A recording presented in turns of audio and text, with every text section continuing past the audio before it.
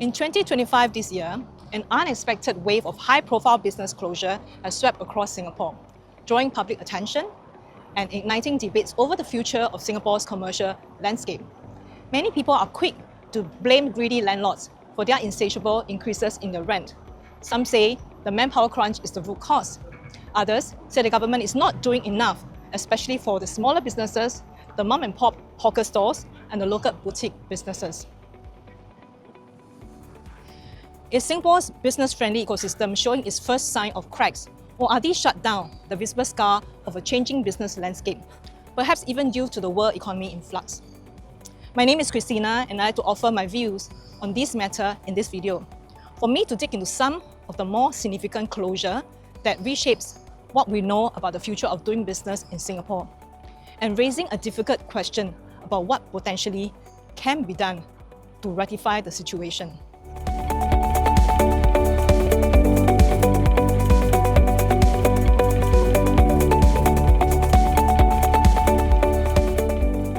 So for decades, Singapore has been a beacon for regional and global business. We see wave after wave of international brands, large chain stores, and boutique shops sprouting in shopping malls all over the islands. But as the month of 2025 unfolded, what looked like a perfect storm of economic uncertainties, shifting consumer preferences, which I think probably started from the COVID years, and the relentless competitions through price wars, all these are causing so many businesses to fall. Inflation, high manpower costs, absurd increases in rent, and changing market demands have all contributed to a challenging environment, forcing even established names to make tough calls to close shop. Just a year alone. Perhaps at this point, let me list a few of the higher profile names that have made headline this year. Now do bear in mind that these businesses span across a spectrum of industries and business model. First, we've heard about Cathay Cinemas. Singapore's beloved Cathay Cinemas having its final curtain call in September. They cited overwhelming dominance of streaming platform and declining box office revenue. We saw signs of these cracks as early as last year, but it's a miracle that they lasted for so long. Then there's Open, a Singaporean luxury handbag brand which had gained international attention with many celebrities seemingly endorsing this brand. But suddenly, Open announced a layoff of its staff in September amid a trademark dispute with US retailer Target.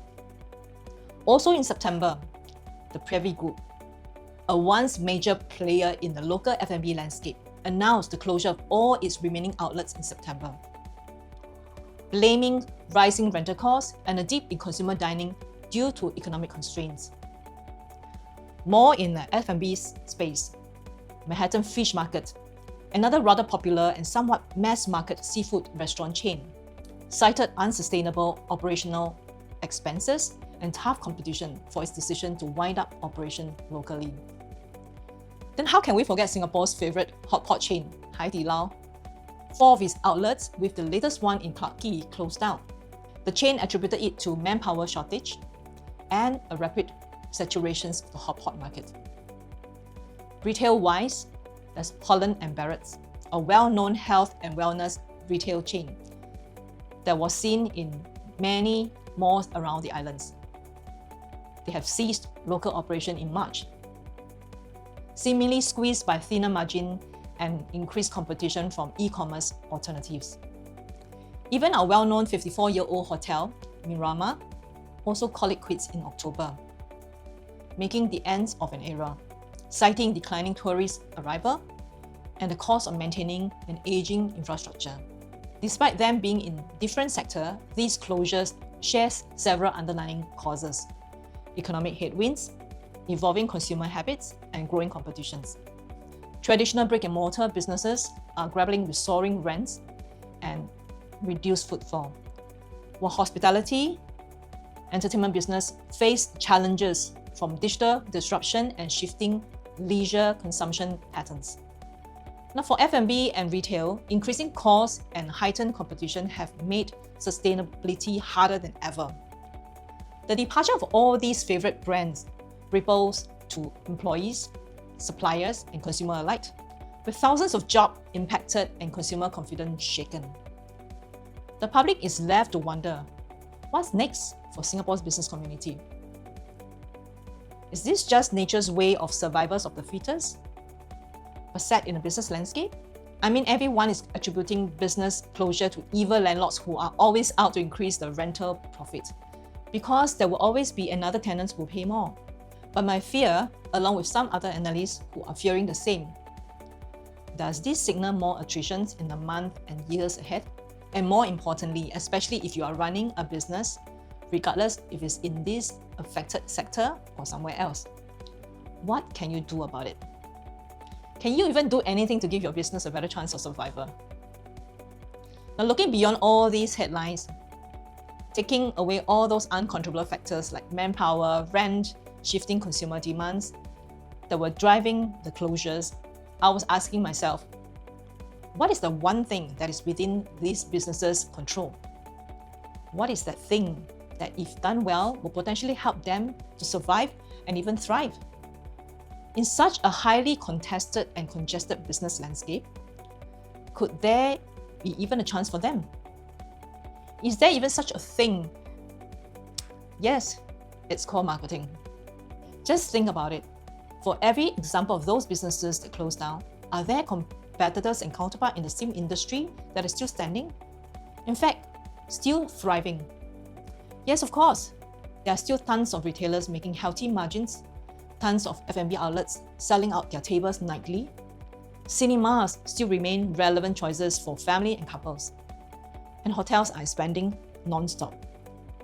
In my years of consulting with corporations, startups, and small companies, I realized that amidst all the environmental and socio-economic factors that all businesses out there cannot control, the difference between those who can survive and even thrive is down to how well they can play to the best on the factor which companies can control, specifically marketing.